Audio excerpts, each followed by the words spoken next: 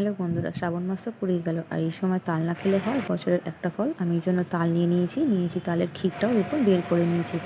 নেওয়ার পর আমি হাফ কাপ সুজি নিয়েছি, সুজিটা দিয়ে দিলাম। আমি একটা 10 টাকার আমল দুধের প্যাকেট নিয়েছি, গুঁড়ো দুধের, সেটাও আমি এই পাল্পটার মধ্যে কিন্তু দিয়ে দেবো। দিয়ে এবার দেবো হচ্ছে 1 মুঠো হচ্ছে নারকেল কোড়া, নারকেল দিয়ে আর একটুখানি দেবো দুধ, লিকুইড দুধ একটা দুধের প্যাকেট।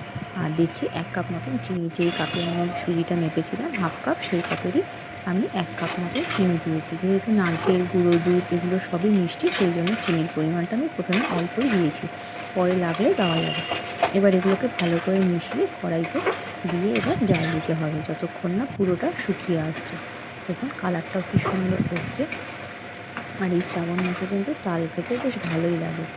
চলুন, আমার তালের ক্ষীর প্রায় তৈরি হয়ে গেছে। এরকমভাবে তাল অবধি তালের ক্ষীর কে কে খেয়েছেন আমাকে অবশ্যই জানাবেন। টাটা বন্ধুরা।